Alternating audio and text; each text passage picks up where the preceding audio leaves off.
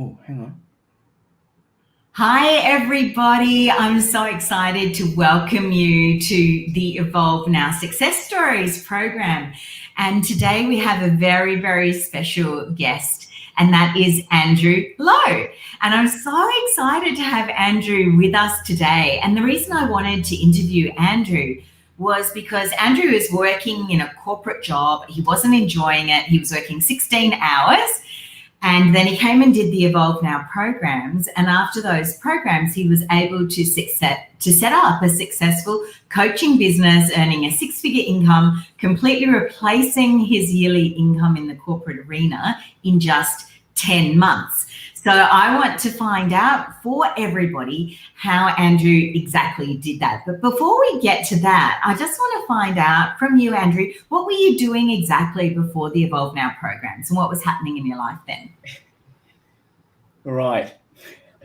It's such an interesting question to reflect on someone's journey, like anyone's journey, and especially mine. And the thing that comes up for me was, look, I was in a corporate job, but I want to just go back a little bit because the vision that comes up for me was KFC checkout dude. A long time ago, though. So I have an image of a university. I'm sorry, yeah. Sorry?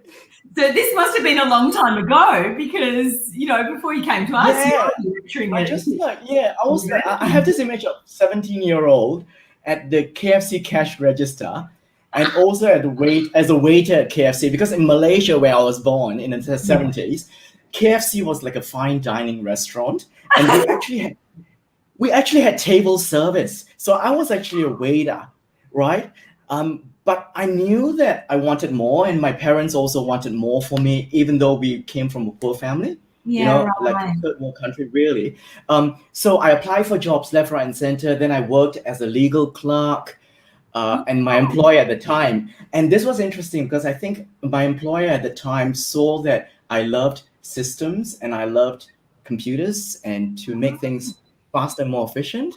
That led to me pursuing a degree in IT.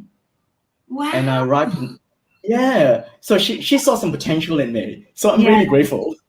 Yeah. Well, I think we all need that, don't we? To have someone see some potential in us until we can see it in ourselves. I think that's what's so wonderful about having a mentor or a coach or a trainer or someone who can see what we can't see for ourselves yet. Absolutely. And I guess that was the building block to move to Australia and pursue an IT degree.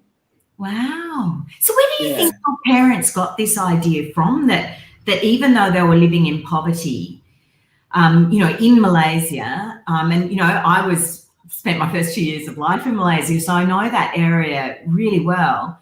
I'm just sort of wondering, like, where do you think they got this idea or this vision that you could have a better future or they could have a better future for you?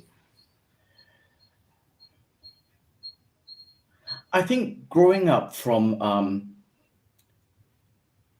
wanting more for their children, the way out, they had a really strong and firm belief, Pip, that education, learning, self-learning and self-development was the key to creating a great future, a future that's better than what they had. Right. And more importantly, I think they also understood that what you learn and get on the inside, no one can ever take that away from you. Yeah, right. I think that's so important for people to understand. And I think often people who have come to Australia, this generation from somewhere else, one generation or two generations, they really get that, don't they? Because they know what it was like where they were, and they just had this vision somehow in their mind. They just thought, things could be better. I think that's incredible because a lot of people don't even have that vision for themselves. Yeah, and my dad had a foresight too, foresight of actually encouraging me to. I was in a good school. That was really an elite school, St. John's Institution. I mean, you hear the name, right? St. John's Institution. So it was an elite school, and looking back, I know you know this story, Pip, right? My mom actually paved the way for entrance into this school by bribing an official. Oh my goodness! Because that, Incredible. That's how much she believed in you and believed in the promotion. yeah, and she was willing to, I guess, navigate around the legal system to Yeah, get and I me to mean, this. like in Malaysia, particularly in those days, I mean, that's just what you did. It was just part of what you had to do to get ahead, wasn't it? Yeah, absolutely, And I absolutely, bet she yeah. wouldn't be willing to do it for herself, but she was willing to do it for you. And that's the key, isn't it? Mm. That's the key. And I think and I'm sure we'll get a chance to talk about this. I adopted some of the do everything for other people, right? But not necessarily being able to do something for myself, programming that Yeah. caused me quite a bit of strife through my journey in life. I think Yeah. that's so amazing because that's what parents do. They think that by sacrificing themselves and giving to their kids, that the kid is going to just get the benefit of that. But sometimes the kid gets the programming, I always have to sacrifice to give to others. And that might not be what the parent's intention was by doing that. No, and yet as kids, we just absorb, energetically or through our parents' behavior as an example of what Yeah. life needs to be. Yeah. And without even realizing it, I did a lot of that. Yeah, and that was reflected, when I got my degree. Then I was a consultant with Fujitsu. I traveled quite a bit throughout Southeast Asia, facilitating workshops, doing training workshops. And I guess one of my most amazing journeys was a lecturer at the University of Southern Queensland, because that's when I really, really realized how much I love to share. Yeah, to share. And I bet your parents were like, oh my God, it's the pinnacle. You've made it. Yeah. So I guess, yeah. So before the Evolve Now journey, corporate world, project manager, team leader. I did a lot of training, ran a lot of workshops. I love that. I love bringing people together, learning about them, getting divergent ideas, and helping to piece some sort of commonality so we can move forward in the same direction. Yeah, right. So it looked really good on paper, but what was the reality for you in terms of your lifestyle and what was happening for you at work and what it was like in the environment? Yeah, I think from that programming growing up, there was a belief that I needed to prove myself all the time. Yeah, Yeah, right. to really, it's realizing on the inside at the time that I wasn't good enough unless other people acknowledged me for the work I did, not Right. necessarily for who I am. Yeah, Yes, yeah. right. So what sort of behavior did that lead to? I mean, what was happening? Workaholic. Yeah, right. Workaholic behavior. So I was always there, fighting for my team. I was always there to fix the problems that other people had created, even though those problems had nothing to do with me. But I felt an obligation and responsibility to fix the problems, because So that's what. you're responsible not just for your problems, but everybody else's as well. Yeah. Yeah, which led to like 16-plus-hour work days, working weekends, working nights. And I think the turning point was when the organization was going through a restructure, and they were trying to cut costs, which meant cut people. Yeah. And they told me, they said, if you don't deliver this project by X number of days, then you might not get to keep your job. But it's not just your job on the line, but the people in your team. So that really, really, then, I mean, like full on responsibility.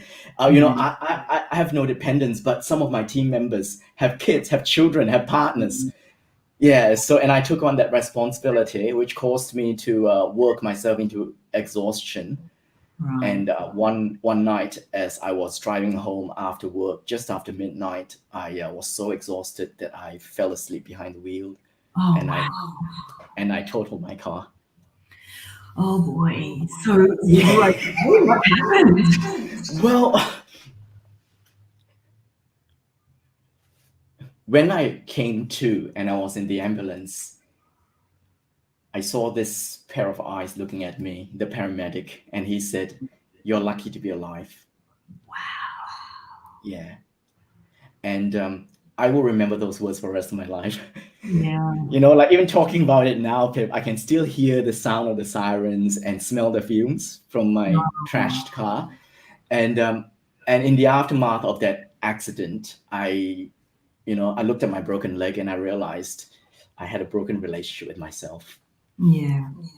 Yeah, and I needed to do something about it. I didn't know what, but I needed to do something about that. I needed to find answers.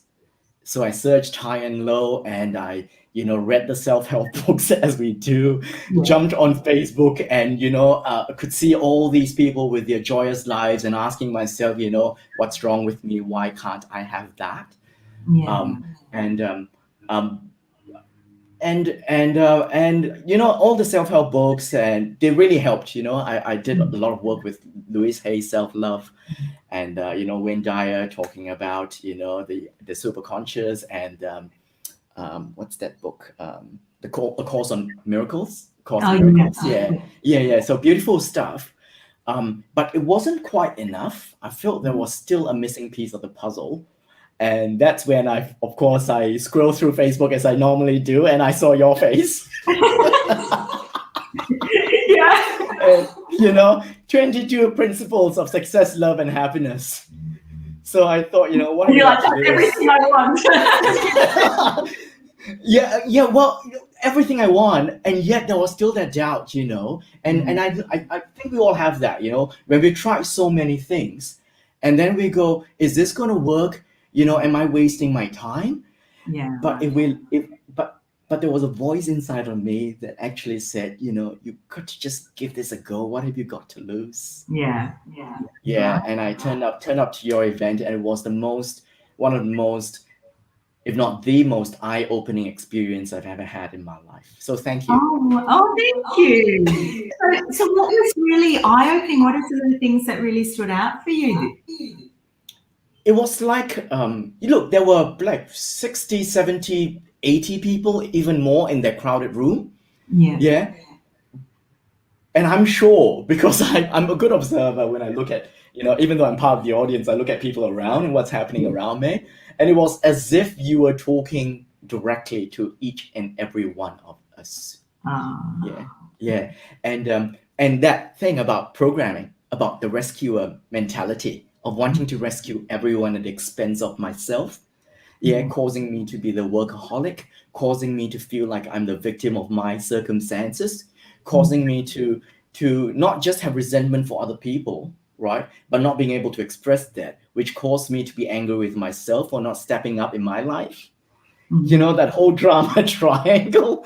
And I realized for like 38 years of my life, from when I was born and in my parents' womb, which is through the clearings and the events, right, that I'd carried that all my life and carried that chaos, that turmoil in my life. Yeah, right. Because it's interesting. I really remember that training really well, because I remember meeting you at the 22 Principles event, because we supplied lunch at that particular event in that venue. There's an echo, Andrew. Can you hear that? No. No, okay, well, that's fine. Anyway, I remember you happened to be sitting next to me, and nobody would have known that that's how you're feeling and that that's what was going on for you in your life, because, you were just so bubbly and there. And I remember I'd spoken about Elizabeth Taylor and learning to receive.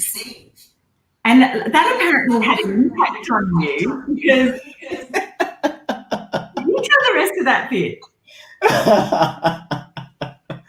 So you were going through, the first 8 principles of success, love, and happiness. Yeah. And, when we went through the innocent adventure of trying new things, I've been trying new things all my life to try to find answers, right? And then to focus on one thing, which, I thought, I need to work on that. And, okay, that's something I need to work on.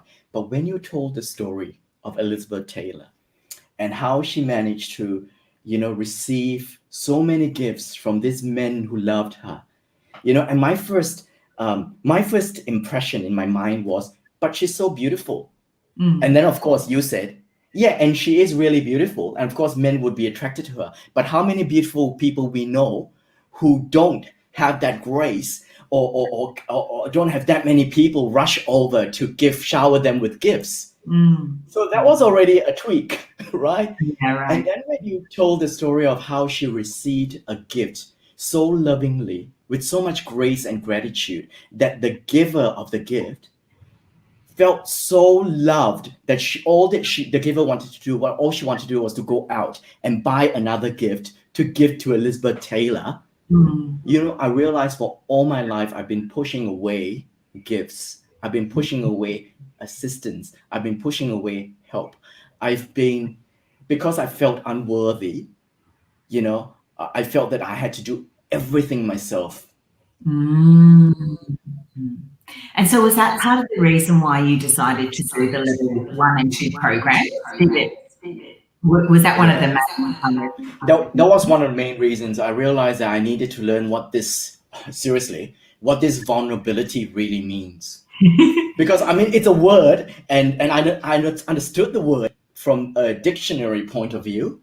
Yeah. But what did it really mean to me on the inside? Yeah.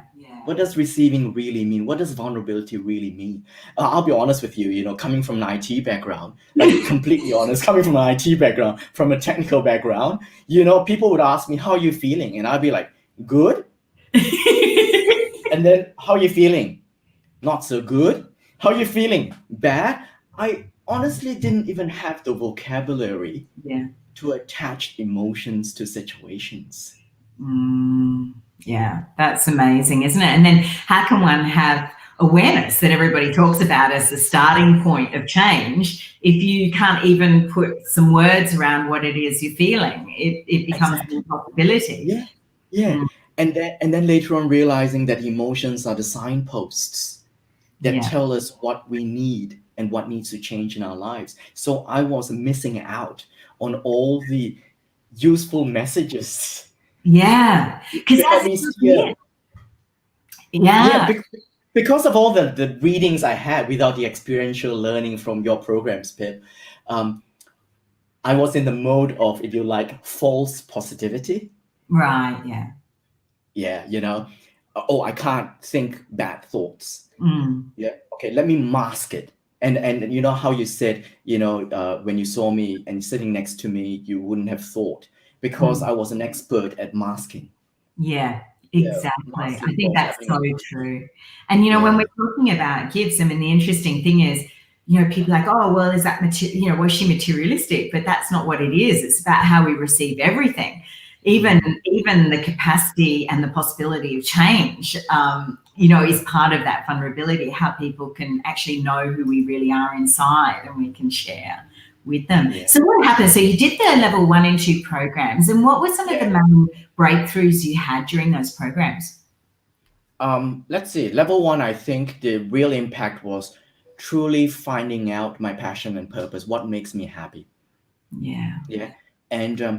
And that whole back to front formula that's so useful, because coming from the very strong masculine goal setting world, where it was set the goal and then work towards it. Whereas in passion and purpose, I realized what was a better way of doing it. Yeah. A more powerful way was find out what makes you happy and then set the goal to that is aligned with with my passions, because that means, and that's so super powerful, and I use that with all my clients these days when I share something with them. Happiness is not just something we get when we achieve. Happiness is something that we grow on the way to achieving something. Yeah, God, that's so powerful. And the important aspect of being inspired that also helps on that journey of having passion and happiness on the way to achieving goals that give you more passion and happiness, and it becomes a positive feedback loop instead of a vicious. And it becomes a pathway that we build for the next project. So we don't have to work hard and struggle all the time to achieve. And that was like a big breakthrough, because that's what I've been doing. And I had this belief that I needed to work hard all the time to get something that I want. Actually, no. to get something that I thought I needed that didn't even make me happy. Yeah, well, that's the thing. And I think it's so true what you're saying, because, this is the program I think, just about everybody kind of grew up with it. At that time, I mean, obviously things are changing a bit now, but this idea you have to sacrifice to get the things that you want. And what you're really sacrificing is yourself, your health, and your happiness in order to get a goal. But then you've been programmed what goals are supposed to make you happy, and then you get the goal and it doesn't even make you happy anyway, and then you're just seeking the next goal and the next goal, and it just never ending, and the whole time people are miserable instead of being really happy. And when I was younger, Pip, there was youthful energy that gave me that pushed me. Right, there was that youthful energy that just pushed me because I was using willpower all the time, Pip. Yeah.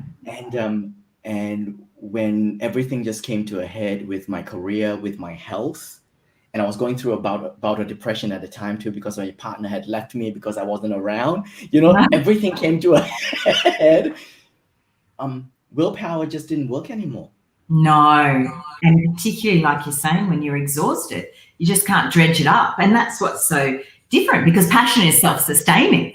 It feeds you, whereas willpower drains you. So I think that's tremendous. Yeah. So I think level one, definitely that bit, finding truly who I am, and also most importantly, disconnecting from my parents' programming. Right. Yeah, realizing that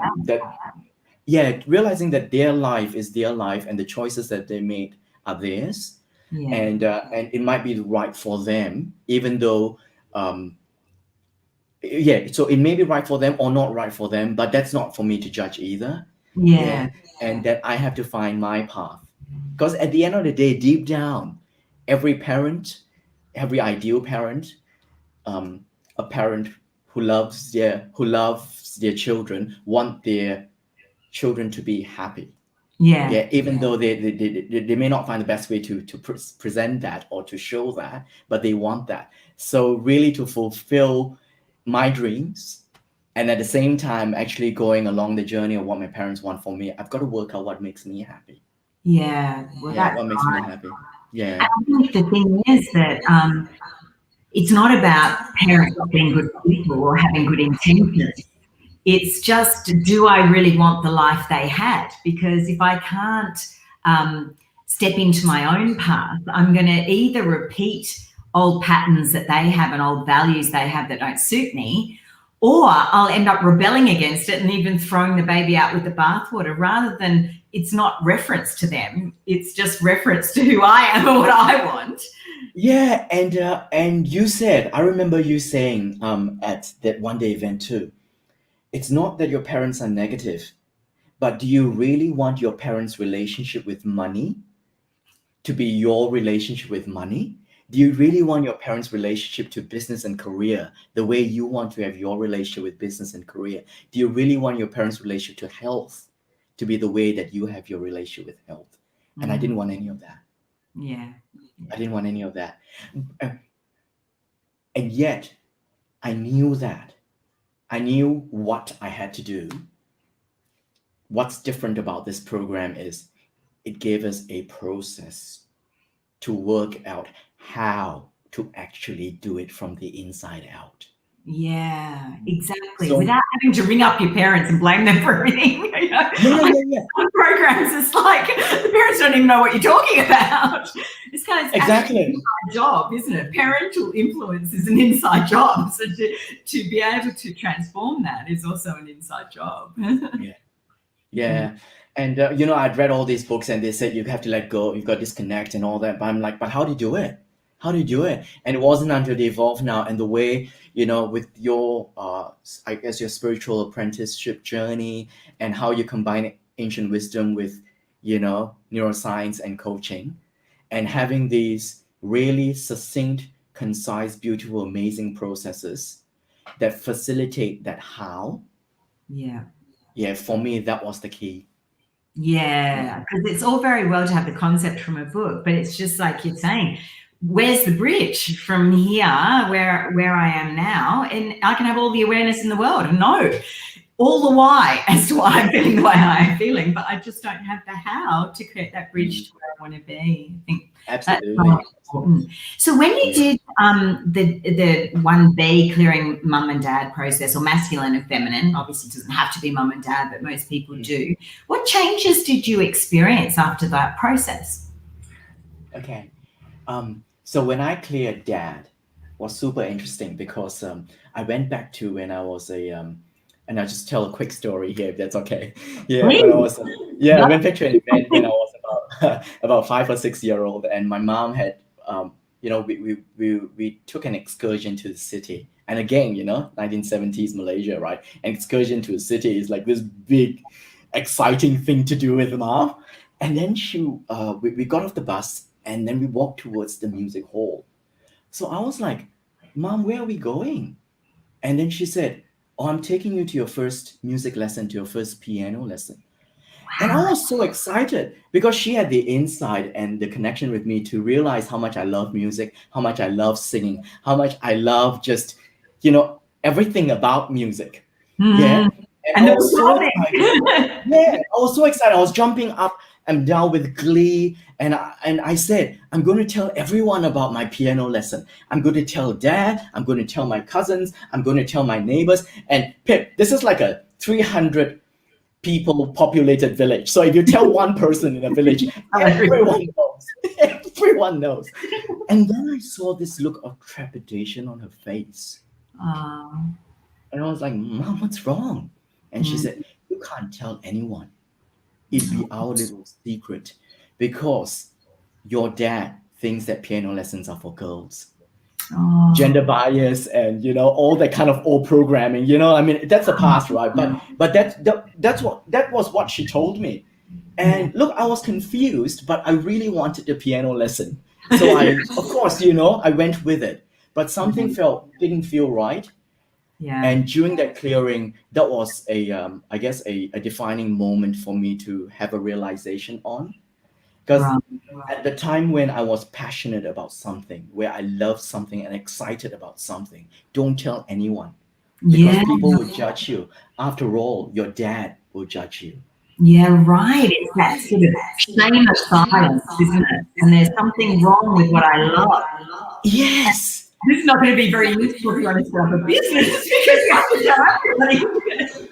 Exactly. So and every time I started a business, when it was time to really promote the business and tell people about it, and my friends were telling me, hey, you seem to be doing well. What are you going to do to like spread the word? My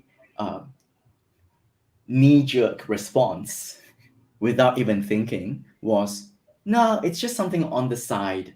No one needs to know. Yeah, right. Yeah. And when I cleared that and realized that that it's okay for me to love something and I can tell the world. And that was a moment in time that served me at that time to be safe to get my piano lessons.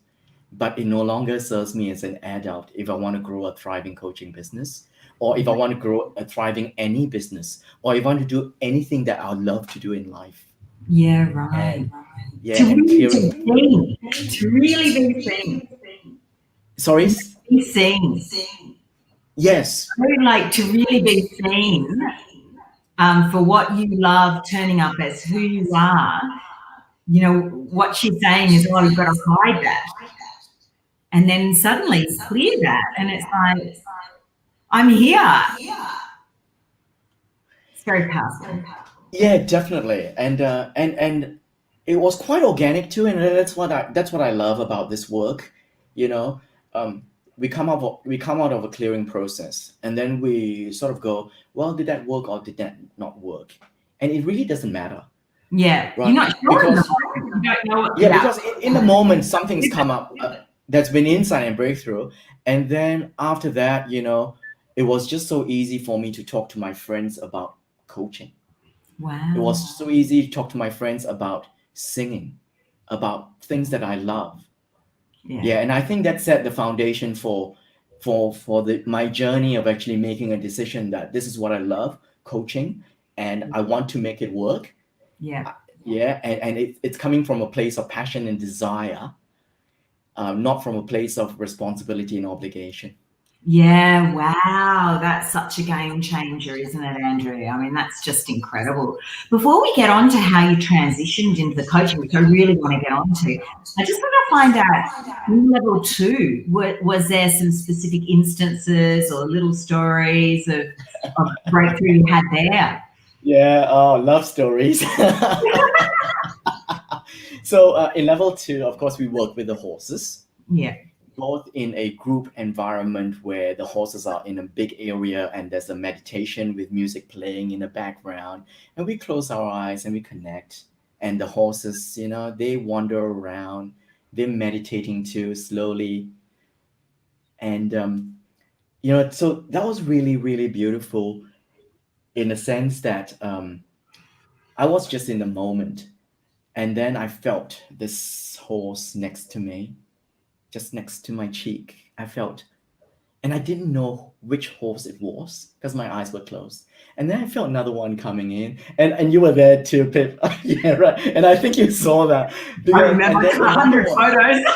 Yeah, and there were like 5 or 6 horses around me, surrounding me, and I thought it was like for about 10 minutes because I was just in the moment. Yeah. But after the meditation session, you actually told me like it was about half an hour, maybe 40 minutes.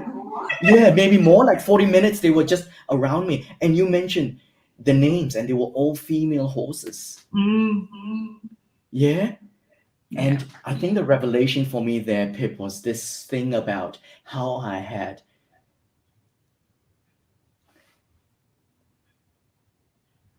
pushed myself in such a unresourceful masculine way for so many years, trying to achieve and push. Yeah. And for me, the message was, hey, you've got all of that masculine stuff already. Yeah. Right? Time for you to surround yourself with feminine energy to find that true balance in your life. Wow, that's such a beautiful insight, because I remember it. And I mean, I've been watching people do that horse meditation for a decade. Well, at that time, probably about 8 years, I think it was. And I'd never seen that so many horses just surrounding one person. And one of the horses that was with you is a little horse called Aurora, who I saw on Storm. And she was just like, there was one moment she was just right in on your heart, and you just had your arms around her like this. And I think it's such a beautiful example of the very first thing in the 22 Principle one-day event that you were attracted to, which was, the Elizabeth Taylor story and the idea of receptivity. And here you were doing nothing, like you were just being in the moment, and they saw you for who you are, and they were magnetized to you. Wow. To you without you doing a single thing. Just you being was powerful enough. I've got goosebumps now because I hadn't realized that until just this moment. Yeah. Thank you. I hadn't either because, we're just talking about one of the major things that really impacted you before you even knew any of the stuff, like at that one-day event. And then suddenly that was a reality. So all the work you'd done in level 1, suddenly this became the reality of how you could just be. And it was like proof in the world. This is the energy you're giving out is magnetic. And Polaris, when we did one-on-one coaching with the horses. Yeah, the alpha male, right? Polaris was there, and I picked him because he picked me sort of in the to do one-on-one coaching with. Yeah, on when we did the horse coaching section. Well, horse coaching 101, right? And I walked into the pen and I walked towards him and he walked away. And then I walked towards him and he walked away. And then I walked towards him and he walked away. And I was like, what the F is happening here? I'm trying to get coaching here. I'm going towards you and then you're running away. Like I paid for this course. Yeah. And then that revelation came up about, what are you doing here, Andrew?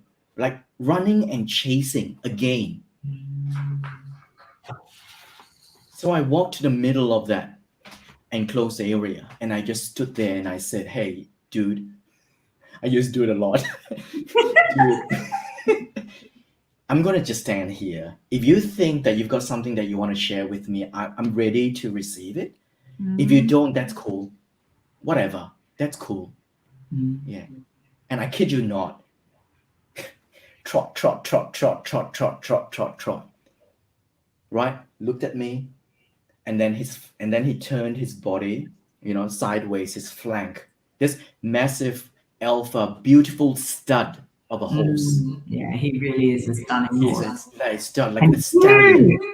huge horse. Huge. And the most, like, really the most good-looking horse I've ever seen. Absolutely. Yeah.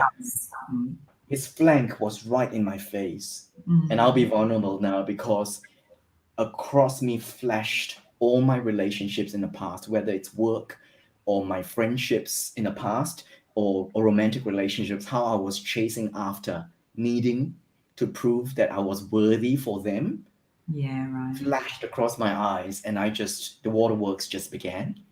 Oh, And his body was there for me to just lean against, and I cried into his body. Oh, wow, Andrew. And he could hold the emotional space for you. And then he's not moving at all. Oh. And he was there, and Cheryl, the horse coach, said he was just there. He was there for you for the whole 15 minutes. Yeah. God, So amazing stuff in level 2 for sure. Oh, well, that's fantastic. Well, let's move on now to how you went, because, you finished the level 1 and 2 courses, you've qualified as a coach and archetypal coach and in all these processes, passion and purpose coach, masculine, feminine coach, life coach, everything. Well, what happened then? Like, how did you get started in the business? Because you were still in your corporate job to begin with. Yeah. So what happened?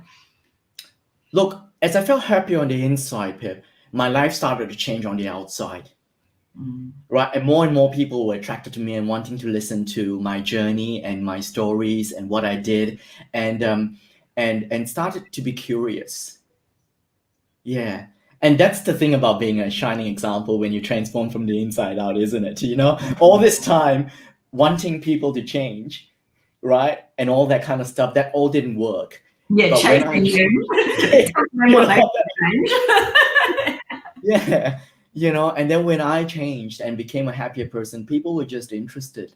And I was at work one day, and people and this guy asked me a question, and then he just went for a job interview, and it didn't quite work out for him, and he was feeling a lot of anxiety, a lot of panic.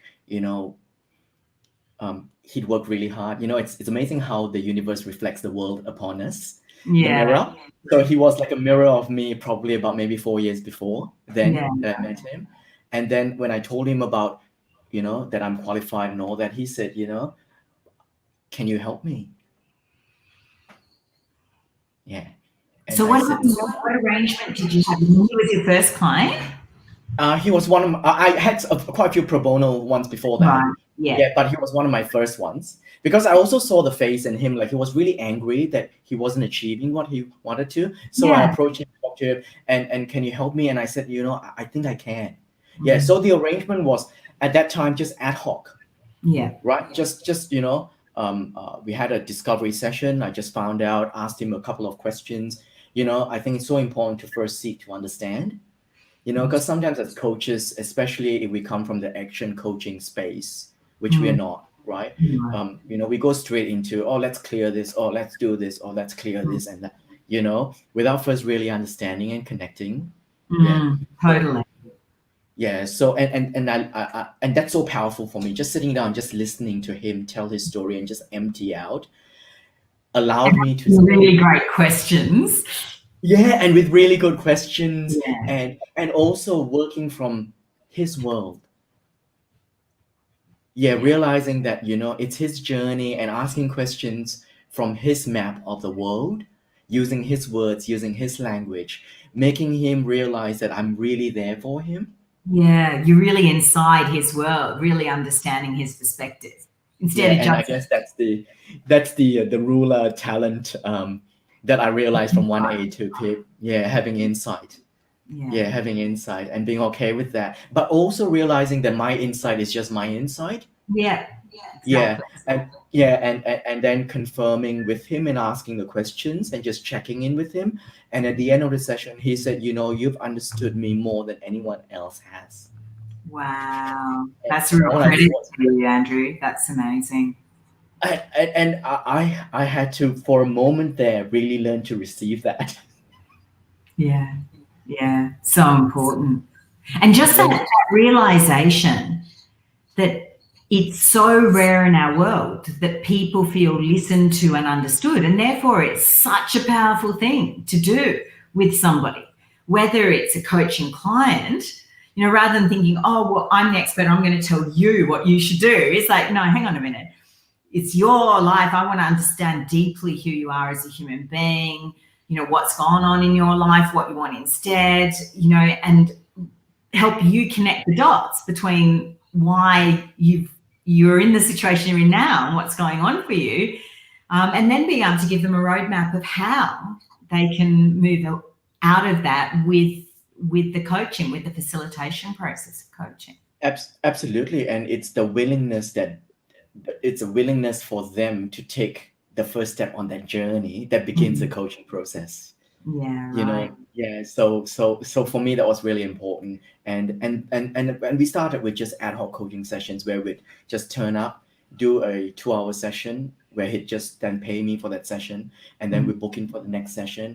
And I guess that's the beginning of the journey. I think a lot of people, when they start a business or they start a coaching business, they think too much about, I need to set this up, I need to set that up, or I need a website, or I need that, which is a lot of what's happening in the world. We need a marketing funnel, we need an email sequence, all that kind of stuff. But there was just a part of me that said, just coach. Yes, exactly. Just start, because how do you know what the website should look like when you don't even know what you like doing as a coach and who you like? How do you know to write copy that connects with your clients if you haven't had clients yet? Yeah, exactly. Yeah. So I just did that. So it just started one after another sessions. And then as we went to about 8 sessions, I said, hey, you've been paying this for each session, and there's still some more work to do. What if we go now to a package or program of 6 sessions where you'd pay this amount, which is less than what you pay for single sessions? Yeah, right. Okay, cool. So I moved them progress to programs. Yeah, right. I think that's so powerful. But before we get on to the programs, tell me, what was his results? What happened?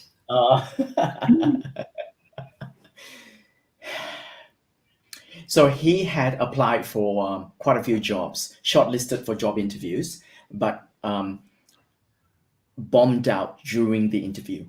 So Right. always shortlisted, but bombed out during the interview. So when I asked him what was happening, he said, whenever they ask me to tell them about my achievements or my stories of what I've done, I clam up and I get nervous, I get anxious, and then I'm just babbling incoherently. And as he was talking about that, during the discovery session, he kept looking to his side. And in NLP, when someone keeps looking to the side, there's a possibility that they are hearing some sounds. Yeah, right.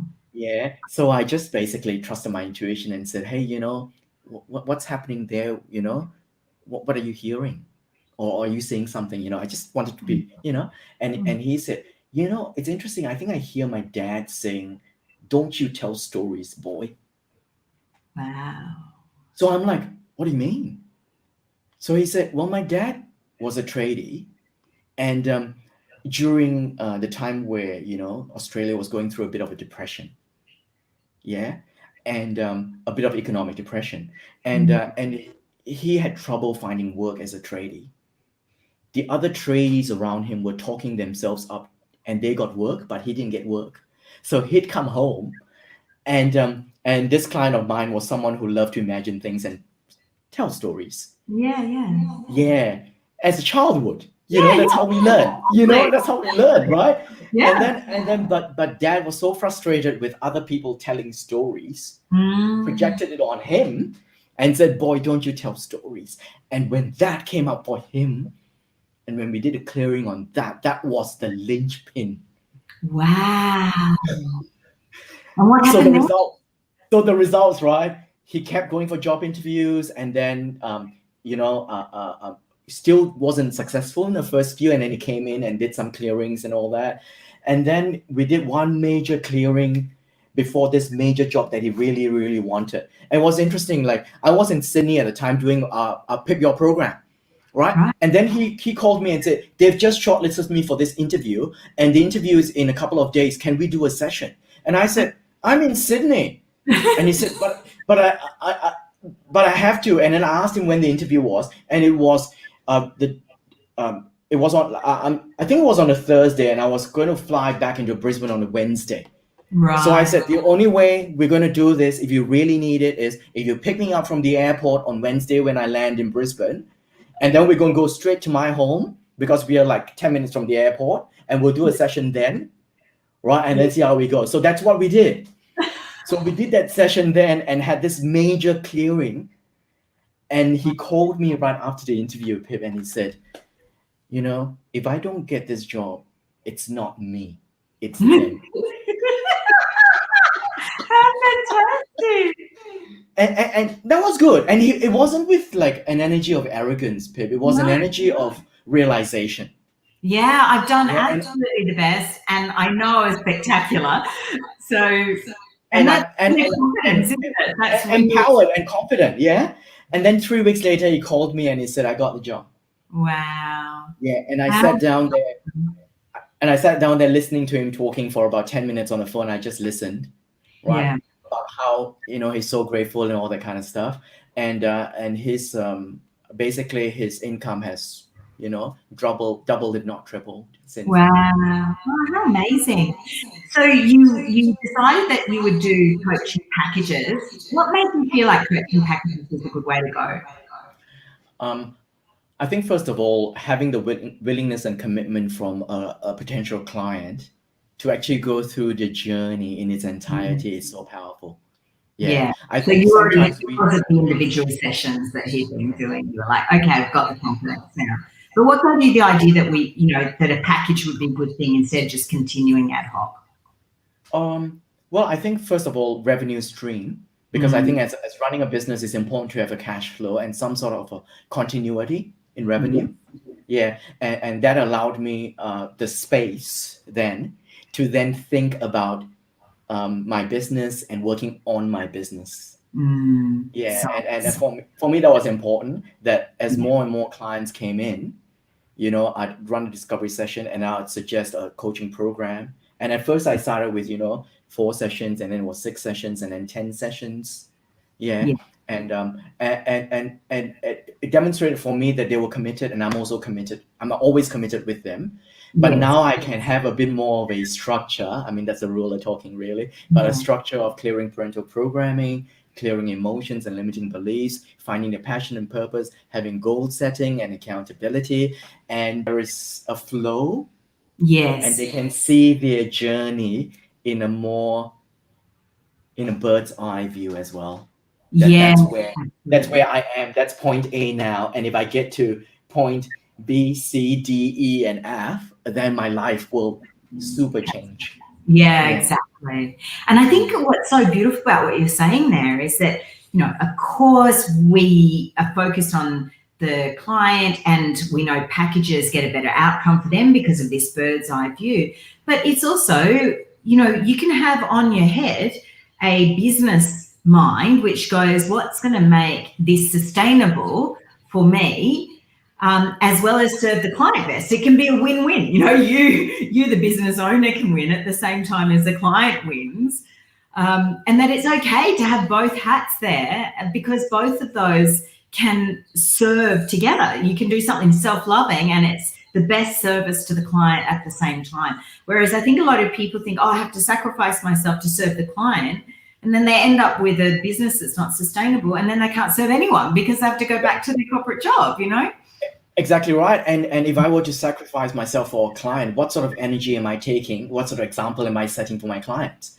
Exactly. And then I'm not 100%, and I can't be 100% for them, because I'm in my mind, I'm working out, how am I going to sustain my business? Exactly. We just got to be real, I think, like spiritually as well as in the tangible world, that we want to serve many people, but like have some practical connection with content as well.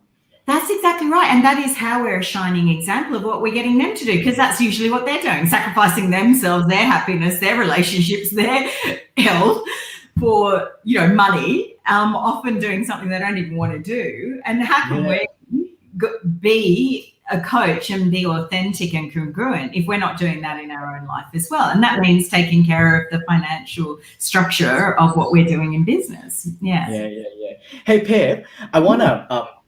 there's quite a few people who've jumped on and all that. So, and Anya said hi as well. So if anyone has any questions or any comments, please feel free to comment, because we love the interactivity as well, hey? Yeah, we do. I mean, this is a new system for me, so I've got no idea how to answer comments or anything. That's okay. So I think there's a button that says comments on the right-hand side, Pip. Yeah, I got that. Yeah, cool. Yeah. So if you jump on, if any stories like you resonate with you or whatever, please jump on as well. And just be join us. Cool. Exactly. And feel free to put any comments or questions in there. I'm not sure how much I see. I think you might be seeing more than me, but that's really great. Okay. So you moved into packages. So how did you then build your coaching business to a point where it could replace your corporate income and you could leave? Because I remember you saying to me, you're getting close to it, and you're like, I just can't wait to leave my corporate job just a little bit more, and I know that I can, because I think that's important to be real and support yourself. But you need to pay your rent or your mortgage or whatever it is you're paying. One has to be real, but that doesn't mean one can't do one's passion and purpose. You do your financial thing side by side until this one's going ahead and this one can just drop off. But how did you build your business to a point where that could happen and you could let go of your corporate job altogether? So I think in the beginning I was working nights and weekends. And just a couple of nights initially, working nights and weekends while I was having my corporate job happening in the background. Right. And then on certain days. After hours on certain days, we've seen clients, and then on the weekend, which is when they're on the weekend. And on the weekends, and I also make sure that I was also self-loving, Yes. and put in that transition, kind of doing two jobs at once, But what was really powerful, and this is really powerful, Pip, I think, I saw that I could actually help people quasi-coaching at work as well. Wow. Like as I started to see the problems, cultural problems at work and everything that was happening, and a boss that really didn't like to deal with people. Oh, right? Wow. Yeah. Right. But he's a nice guy. He just doesn't like dealing with people's. And got no skills. I use the word problems. I use the word problems because problems are things where there's a solution for, right? Yeah, exactly. And I could see that there could have been a win-win situation where I actually was okay with asking. Again, asking and receiving, asking him, hey, I know you're not particularly interested in this sort of work. You're interested in this. What if I take on some of this and then you can take this off me? The stuff that I didn't want to do, right? The stuff that I didn't want to do. And then I started to hone into my craft while I was at work. Doing sort of coaching and running sessions with a coaching philosophy underpinning it. And then that got people asking about my skills, and I got more and more clients coming in that way. Right. So you're doing some of it at work, but it's then overflowing to them wanting to do more private coaching. Private work. And then of course I did it all openly. I did all openly. I have to say I was transparent with my boss and said, people are saying that they want to work with me, and then we signed that whole thing saying that this has got nothing to do with my work, it's not a conflict of interest and all that. So I did it all openly, right? And then it all started growing, and because I had that conversation with my boss, that built our relationship more deeply, right? Then I could ask to work a 4-day week, and then a 3-day week, like working part-time. And then I saw that I had some leave accumulated. So I took leave for 6 months. And at the end of the 6 months, I actually, you know, at the time towards the end of 6 months, I was telling you, Pip, you know, I'm just there, but I wasn't there yet. Yeah. But I didn't want to go back. No. So I took the leap of faith anyway. Yeah, but you were already over the bridge. You know, you built the bridge, and now And, you're and just. I loved it so much. I Yeah. loved it so much that if it meant that I could manage my quality of life a little bit differently for a couple of months, it's okay. Yeah, exactly. But I tell you what, Pip, when I made that jump, you know, and I remember hearing this too. I think it's from you and also from what I've read in the principles, right? Letting go of the good so we can get something better. Yes. Yeah. And also Winnie the Pooh, I think, said something along the lines. The caterpillar has to want so much to fly that they are willing to give up being a caterpillar to be a butterfly. And then break out of the cocoon. And break out and be free and actually fly. So I took the leap of faith and did it. And I thought it was going to take me 12 months, maybe 16 months, but I got it in 10 months. Yeah, that's amazing. So what else did you do that built your business? What are some of the fundamental things that you did to build a business? Are we thinking, I can't remember, is it an hour or an hour? We've got an hour, but we can keep going. Okay, cool. Yeah, we can keep going. Yeah, so you know, I'm free and happy to talk for whatever. Me And people too. have I love questions. it. So much fun. Hey, Pip, Rob said, I admire Pip so very much and was privileged to do Master Practitioner NLP with Andrew in Brisbane. I'm not doing enough coaching, so love listening to this. Oh, Rob, welcome. Rob and I did some work in NLP Master Prac. We trained together. Yeah, beautiful. Thanks, Rob. And Yeah, Rob, I think you're well done. Thank you. And we got Anya as well. So Yes, and Anya said hi. Yeah, and a Facebook user said this is so exciting and inspirational. Thank you, Facebook user.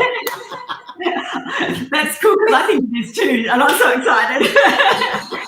So I want to say this, right, Pip. Just shy of 10 months of full-time coaching, I managed, you know, with all love and gratitude, managed to not just replace but surpass my corporate income. Yeah, right. Doing a 4-day week rather than a 5-day plus more week in the corporate world.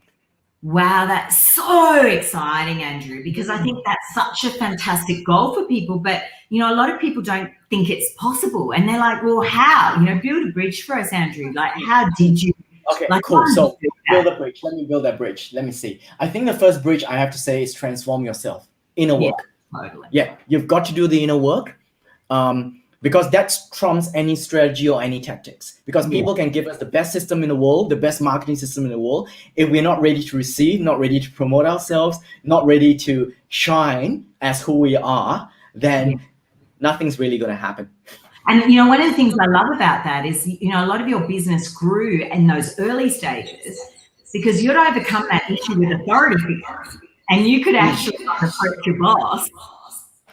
Which once upon a time, that would have been just like approaching your dad or telling your dad what you really wanted, but you cleared that and that allowed you to do that.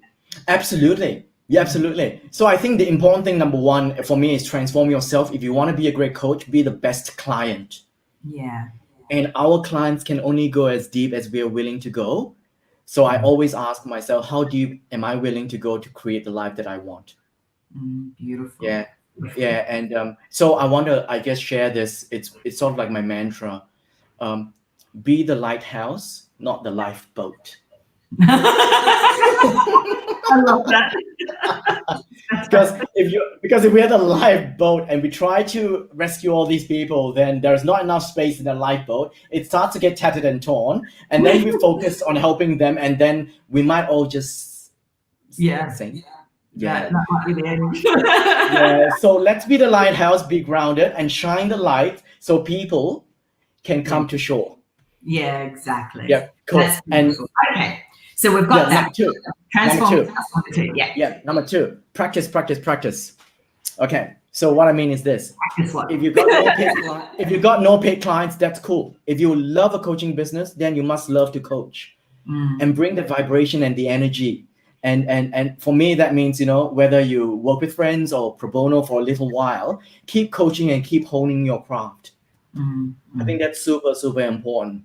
Andrew, I wanted to ask you on this topic. I've seen people who are quite fine when they're doing pro bono, but for some reason they just can't make that transition to a paying client. What thoughts do you have on that? I think money believes. I think money believes. And I know, Pip, you got this beautiful, 3-part money belief clearing on the vow of poverty, the vow of the middle class, and the vow of the riches. Vow of riches. So I think money belief is really important thing. Because you did that in advanced programs as well. I did that in level 2, and I did that in level 2, and then I actually got a coach. So the second thing is have a coach. Yeah, right. Actually have a coach, So I see a coach about once every month, even if it's just a check-in. So and I did money clearing again on a deeper level with my coach. And I think what's so cool is, you had that guy there, and you could see, you were already putting it out there at work, being seen, and then he comes to you with this, and then you say, I can help you, and then you give him, this is how it works, this is how much it costs, and this is what we're going to do. And at that time it was just ad hoc, and then you also showed him and educated him, look, if we do a coaching package, then this is what it'll be for you. So you started creating coaching packages. What happened then? So that client came and had a coaching package. What was the next thing that happened? And then I think word of mouth. Right. A lot of word of mouth happened, and I was posting organically on Facebook, just little stories about what I had experienced and who I am now, and people could see that I was a changed person. Oh yes, the origin story is so important, Pip. I got a lot of my first clients from actually being willing to share my story. Yeah. So tell us succinctly exactly what is an origin story, and how should we share that, and why is that good for people?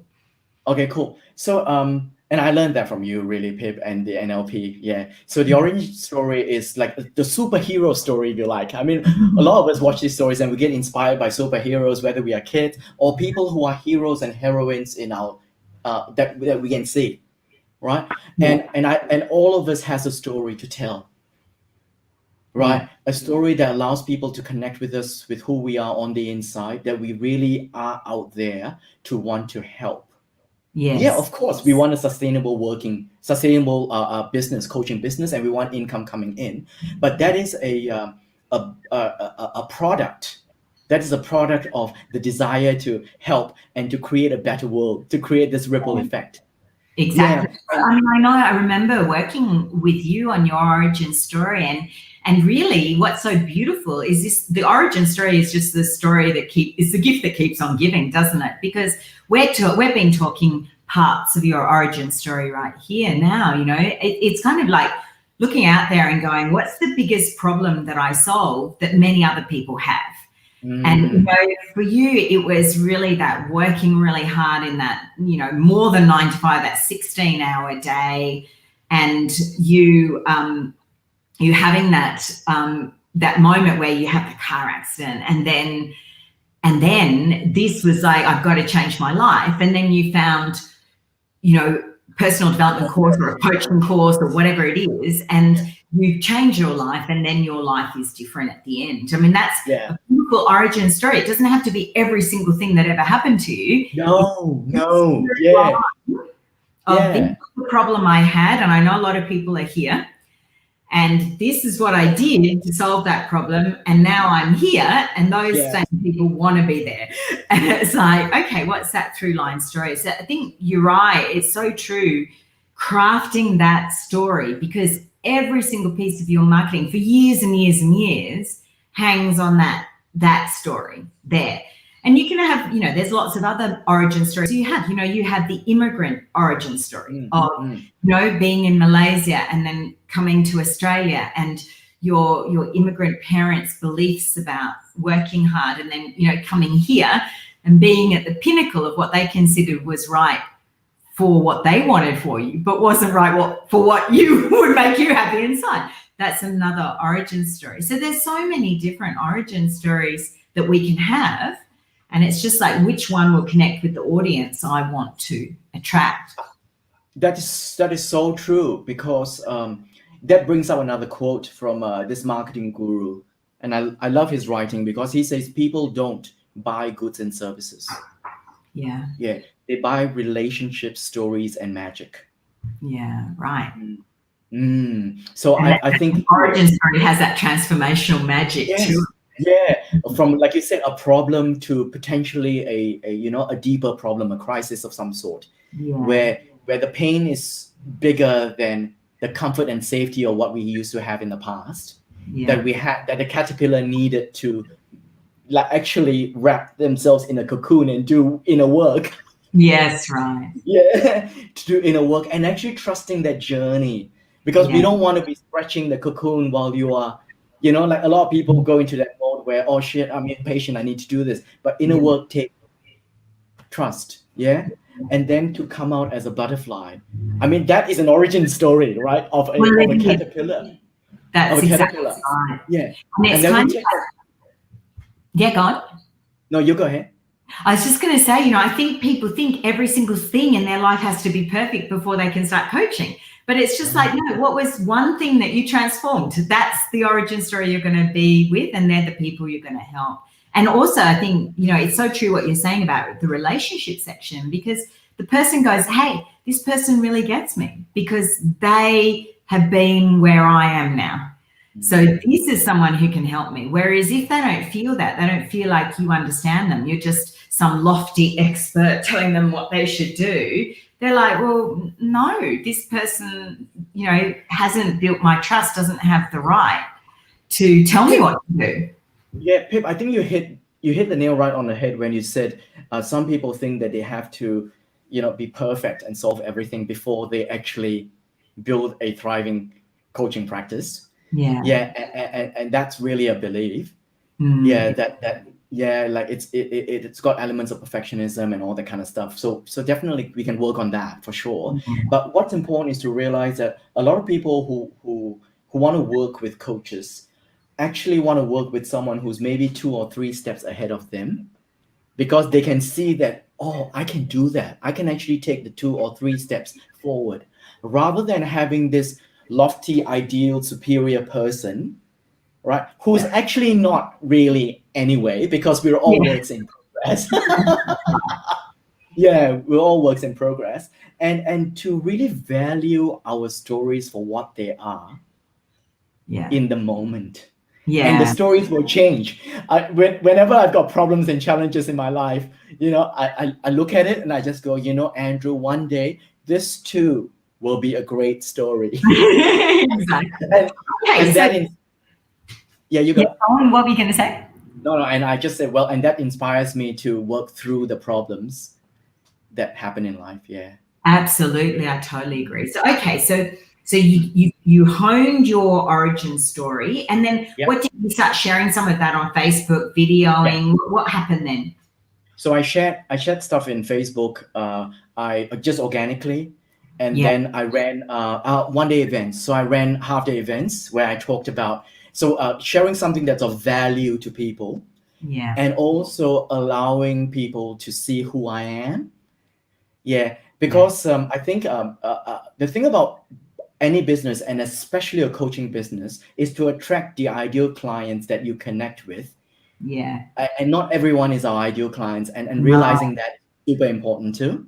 It's so important, because a lot of people just want to take anyone, and then they end up with a whole lot of people who are very draining rather than people who really want to get results. So I think that's really powerful. And I think, this is the leap here, isn't it? Because here, sharing your origin story, sharing what you've got, and then you're channeling all of that interest to a central point, whether it's a webinar, whether it's a one-day or half-day event, whether it's a discovery session, it's all got a channel to a decision point. I know all roads lead to Rome. We got to decide what exactly.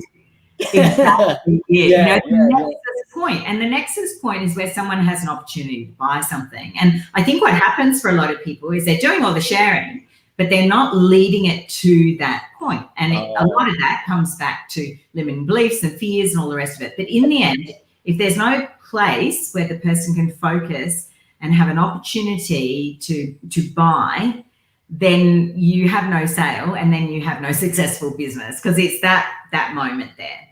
Yeah, so what absolutely. The confidence to put on a half-day event? So I'd always enjoyed speaking anyway, but my speaking has been a lot more technical than it is emotional. Right. So for me, it was reconnecting with my emotional vocabulary and crafting stories that connect with people's hearts, minds, and souls.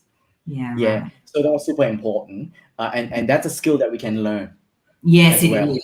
Because we did NLP trainers training, didn't we? Like, just really take and practice and get feedback on the story until you feel comfortable about sharing that with the world. So that's another place where a mentor or a coach or a training becomes really important. So, you've got the training as the coach, but now we're the business owner. Then we need the training as a trainer or a speaker. Yeah. So, and that's what it is, isn't it, Pip? Asking and receiving.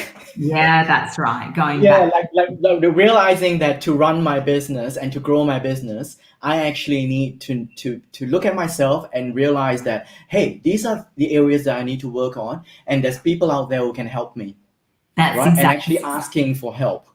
Yeah. And then being in control of that, like going, okay, yep. So one thing I need to, really hone my training skills so I can put on a webinar, put on a half-day event, put on a live event. And then there's but I also need to learn a bit more about marketing now. So organic marketing is fantastic, but now I need to take it to the next phase. What do I need to learn there? And then, some business skills. So it's kind of like, okay, and now I'm picking and being in control of exactly what it is I need to learn next. And the business skills, for me, when I ran my first one-day event, and this is just a short story here, when I ran my first one-day event, teaching the content and sharing the content was great. But at the point of pitching the product, my energy shifted. Right. And my friends who were in the audience actually told me after that too. And they confirmed it for me. It was so great. You were sharing so much. But then at that point, something changed for you. And I knew then that I had to go back and see my coach and work again on the inner work. So that's beautiful. Yeah, go on. Sorry, we can. It's a growing process, and to realize that having that isn't a failure as much as it is a feedback. That's right. And you wouldn't know that. You wouldn't know that unless you put on the event, unless you went out there and put it on. You wouldn't know that's the area where I need to work on next. Because you can just be working on 100 million things, and like you said before, it's not about being perfect and, somehow being the clear human being. It's like, what do I need to clear to get the next thing I want? And it was like, okay, I need to clear that around there. And that's the next thing here, incremental steps. Yeah. Yeah. Like, it's great to have that vision. But sometimes I think, and I was the same too, I was overwhelmed by all the things that I needed to do. Yeah. Yeah. Rather than focusing on, okay, what's the next thing? What's the next thing? Just the one next thing to do. And can I do it myself? Who can I ask for help? Who can support me? Yeah. Yeah. And then do it, try it, test it. If it doesn't work, come back, reassess. Yeah. And so it's important to be surrounded by the people who are going to be there, who are going to be honest with you and supportive at the same time. Exactly. So they're going to believe in your vision, but at the same time, they're going to be real about letting you know what needs to happen next. Yeah. And also to go, okay, well, this is the next step, but there seems to be resistance. So now let's step back, do some coaching so that you can take that next step. Yeah, I think I remember a marketing expert once said to me, look, it's all about the power of ones, which is fantastic because in our work we have the magician, which is the power of concentration and the power of one. And he said, really to begin with, just one offering, one thing that you're selling, like a coaching package or a training or whatever. And then the next thing is one event that leads them to that one offering. So, one sort of speaking event or one webinar or one whatever to lead them to that. And then just one way of marketing it. So, then it's just like, for us, it's just Facebook. Yeah, in my coaches inner circle where I mentor other coaches, I have one section where I talk about that too.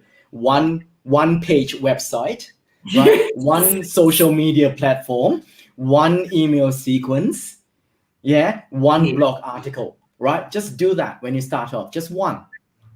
Yeah. And when you've got that out there, then you can look at what's next, if anything else is needed. I mean, we've never gone past the one. We're just doing a one over and over. You know? So much there you easier. Yeah, there you go. Yeah, Rob just said, Rob just said, that's my limiting belief right there. I think we're good. Yeah. So thank you for acknowledging that, Rob. And it just means that now that you know it and you realize it, is that, there's a way to, work through that too for yourself. Exactly. Yeah. Cool. I think the great thing about having the one thing is that then people know what they're recommending as well, because they experience that one event and they feel confident about recommending other people to come to it, or they've experienced that coaching package, or that training, and then they can tell other people about it. Whereas if you're changing what it is all the time, then nobody knows how to recommend or what to recommend.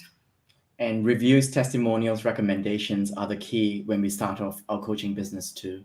Yeah. And again, it's asking and receiving, asking for testimonials, asking for reviews and recommendations. Because my business in the first year was to do with, 80% of my clients were word of mouth. Right. Yeah. Now I'm getting colder clients, but in the beginning, it was all people who knew people who knew people.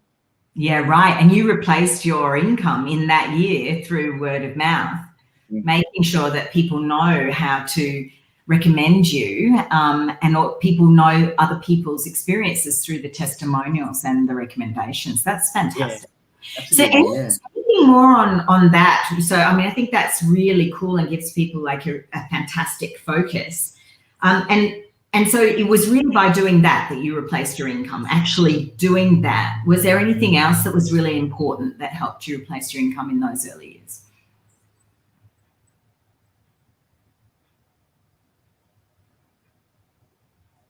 Realizing, and for people who've done passion and purpose, realizing which archetype is your talent. Yeah, right.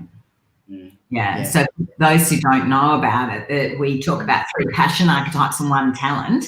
And we say your passions is what gives you motivation, inspiration, and passion about what you're doing. But the talent allows you to make money from what it is you love to do. What's your talent archetype? So my talent archetype is ruler, which is about systems, structures, and processes, and having the insight to organize my business, to organize my life. Yeah. So for me, it was important for me to just check in every time I look at my business. What's working, what's not working? What do I organize out? What do I organize in? Yeah.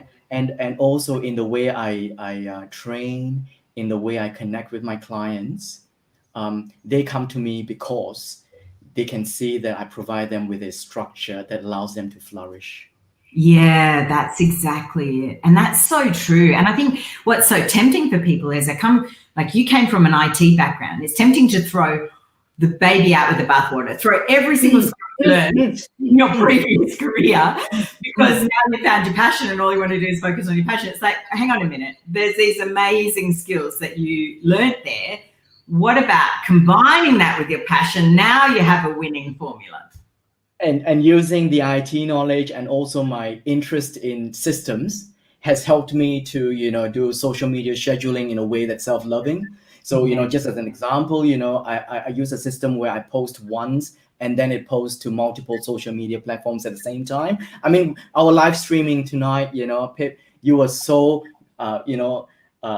it's so good to experiment the technologies with you as well, because we are actually live streaming once to multiple platforms at the same time. So to make our lives easier and reach out to a wider audience in the simplest, most effective ways. So I think there are 3 pillars, just quickly to summarize.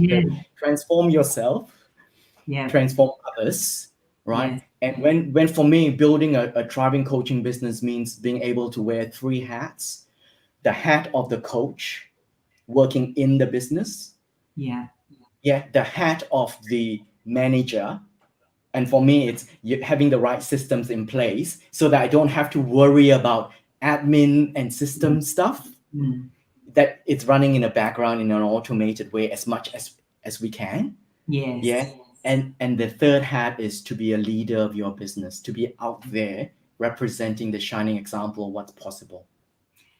Yeah, wow, that's such a beautiful summary, Andrew. And I think what's so wonderful about that and what you were talking about there is understanding your talent means that this is something that you can provide for others and they see the value in that and that's what they pay for. But you do it in a way that's supported by all your passion. And what's really cool for people to know is, my talent, I don't have ruler as a talent. I don't have ruler as my passion and purpose. Archetype. So look, I can still do ruler, and sometimes I can do, a ruler better than some people who have ruler as their natural archetype, because I had to learn that. But since it isn't my archetype, I don't spend my time on that. So when I need ruler stuff, I go to Andrew. If I want to learn what's the latest in IT, I'm not interested. I don't know that. But I have exactly the whole theme that Andrew's been talking about this whole time. And neither of us have the Oracle archetype. Yes. So this is something that we had to make friends with and learn how to receive. It was like a wounding in our psychology that both of us had to heal. And that's one of the things we did on the journey of the Evolve Now programs and developing them and clearing them, was learning how to receive. And it's about, I don't have to be good at IT because I'm good at relationships and I know Andrew. I can get him, to do that for me whilst I focus on what my talents are and what my passions are. We don't have to do everything. And I don't have magician. And I don't have magician. So but when I speak to you, Pip, like you bring me into focus. Right? You go, okay, so what are we doing here? What's the reason we're doing? What's the purpose we're doing this and all that? And that's powerful. And I think that's so empowering. Realizing that we can have these four that we really love, these three that we really love, and a talent that brings money. And also know that we can tap into the other four archetypes and learn to be friends with them, to form a really beautiful connected team with all the archetypes. That's exactly right. And those ones that we make friends with, we don't have to focus our time on those, because that's where we can draw in from other people and other people's skills in those areas to assist us with it. But we need to be friends with them enough that we don't push those people away and not like those people. We want to be able to embrace. Yeah, good way of explaining that for sure. Yeah. For sure, yeah. Cool. Andrew, what are you looking forward to in your life now? And what's happening in your life now? I know that you do some amazing inner circle work too, where people can come and be part of a coaching group and they can learn how to still be doing the inner work and serving, as a coach, others, but also have support with all that systematizing stuff, which is so overwhelming for so many people. So, what are you looking forward to in your life now? And what's that offering that you do there? Oh, wow. What a question. What a question. About 3 years ago, I walked out of a coffee shop with a friend and he asked me, "Hey, Andrew, your ideal business, what's that about?" And I wasn't even thinking, and I just blurted out, "I want to work with coaches, I want to work with coaches." And I didn't know what that meant at the time. And for me, it was, I really want to help certify coaches and certify coaches through the Evolve Now program. And that's why being a licensee with you, Pip, was like, you just throw things out there and the universe presents these opportunities. And if we are willing to receive and ask for it, then, magic happens. Yeah. So I think I'm really looking forward to working with more and more coaches, helping them get certified, and through the Evolve Now training program, where people can work on their self-development. And if they choose certification as a coach, they can as well. Yeah. A win-win situation. So I want to keep doing that group one-to-many group training. And I love doing that. I get so much, it's so rewarding doing that. And when they ask me questions, I get so excited to share and to learn from them as well. So that's one thing I'm looking forward to. And particularly people who love to be certified as coaches. I've seen so many awesome, amazing coaches struggle with building a thriving coaching business. Yeah. And this inner circle, this 12-month program where I meet with them every week, where there's an education component, there's also an opportunity for them to ask questions, and also for me to curate all the different systems that I know and I've experimented with, and to give them a menu on a platter. Hey, this is more your style. If you use this, that might make it more joyful for you to use this system. And that combination of elevating coaching skills as well as helping them with crafting origin stories and marketing their business and using systems that make their life easier is what I look forward to. That's so fantastic. So you've got taking people through the Evolve Now programs if they've got no coach training, if they've already been through the Evolve Now programs. Then you can assist them to set up a successful coaching business. Yes. And this has just happened. Combined program where it's like from the beginning, learning how to become a coach, taking them right through that entire journey. And setting up a coaching business. And that's definitely. Yeah. So from the beginning, so it's coach certification to business building. Right. To business building. And the beautiful thing is that I realized this year now, I made a decision, I had a chat with you, the Coaches Inner Circle, the coach certification. In the past, I accepted people from different schools. But now I'm only looking at people who've done the Evolve Now certification program. Or who want to do that. So I feel that it's the most beautiful, most amazing program, bar none. And having them come through that program, they've done the inner work on a deep level that the business building becomes so much easier for them. I mean, I think that's so interesting because, we've sort of seen that as well. And once upon a time, we used to accept people into the level 2 courses with the horses without them doing our level 1 because they might have done NLP or they might have done some other coaching program and they were qualified in 100 things. They might have been psychologists or counselors. And then it was just like, but when they got to level 2, they just weren't at the same level as everybody else. And it was just like, no, there's something really special about the Evolve Now programs, takes people to a level they've never been before. So we want to start there. And, I want to let people know that, Andrew is a platinum licensee. So there's only 3 platinum licensees out of the thousands of people I've trained. I just sort of only handpicked these 3 people to do platinum licensee. So, Andrew is at this absolute pinnacle of artistry in terms of a trainer and mastery as a trainer to take people through those programs. It took a lot for me to trust someone to be able to do those. And now, we've got, Andrew, Kat and Lauren. But one of the things I was searching for was people would come to our programs and then they would go somewhere else to get marketing.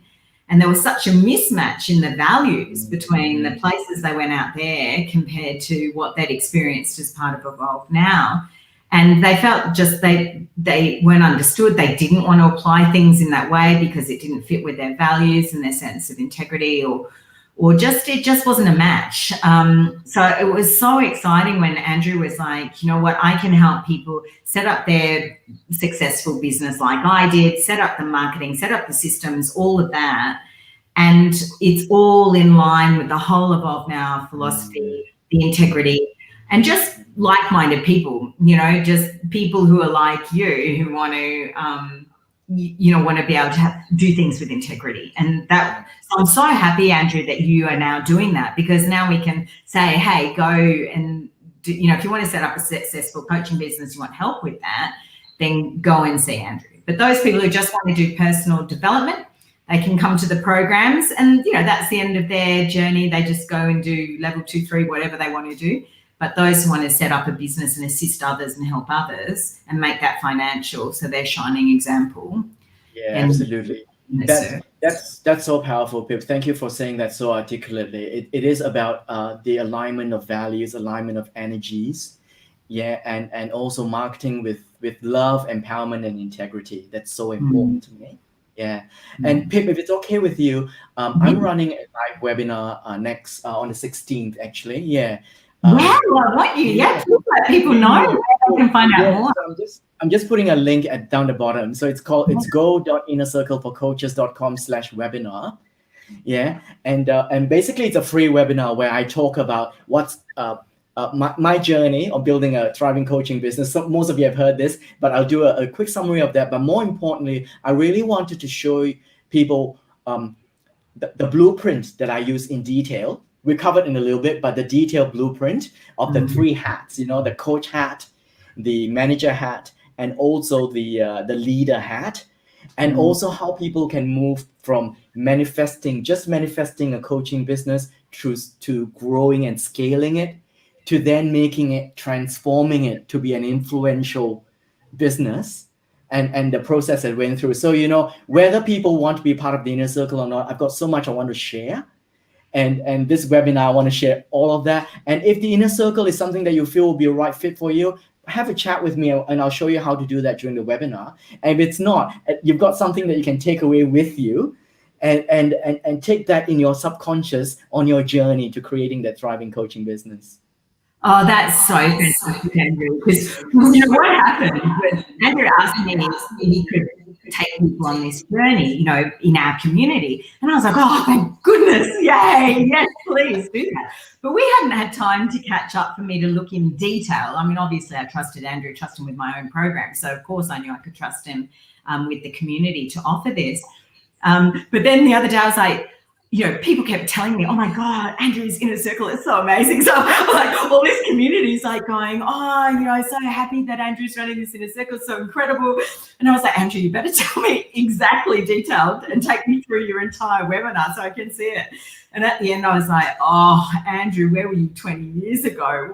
Evolve Now has been incredibly successful, but what I could have achieved with and the angst I could have avoided Andrew has been around at the beginning of my coaching journey and my training business journey, it just would have been incredible. And like I said, we go to Andrew ourselves when we need some help with something inside the business now, even at the advanced level it is now. So I think that's amazing, Andrew. I'm so excited that people can come and go to the free webinar and experience that with you and all your joyous energy, which, now is not a mask. It's authentically you. Like, we've known each other for years now. And, it's just so beautiful to see where you were and where you are now. And like you're saying, that difference between it being as a mask and then it being an authentic expression of who you really are. And then, the outside's reflecting the inside, the inside's reflecting the outside. And it's such a beautiful, shining example of who you are and the work that you've done. So well done, Andrew. Yeah, amazing. Thank you, Pip. And what you said just now, outside being a shining example of the inside being a shining example of the outside. And it's quite congruent with the tagline in the inner circle: transform yourself, transform others, and learn how to build a thriving coaching business. Beautiful. Well, Andrew, it's been an absolute pleasure. Thank you for coming on our Evolve Now Success Stories. And this is something that I'm really interested in doing, interviewing people and finding out their success stories. So, if you know someone who's been through the Evolve Now programs, or you yourself been through the Evolve Now programs and you've got a story to share about your success, I'd love to hear from you. Please email us. Otherwise, I'm really looking forward to hearing about those people on Andrew's program and seeing where you can go when you've got all the structure and the knowledge and the support that you need to really thrive. Thank you so much. Thank you, Pip. Thank you. Appreciate it. And people who've been on the program already in the last 12 months are getting enormous results. So I'm so happy for them. I see them on social media and I'm like, I'm so proud of you guys. We've got them in the comments. So we've got people here. Beautiful. Yeah, beautiful. So thank you so much, Pip, for the opportunity. It has been such a pleasure and an honor to be part of your conversation series. It's just and success stories. I'm just so grateful that you've come into my life. It's one of the biggest, most amazing, most magical things that have happened in my life. So thank you. Oh, well, thank you, Andrew. I couldn't think of a better person to be taking the Evolve Now legacy to more and more people. So thank you. It's so wonderful. Bye. All right. Bye.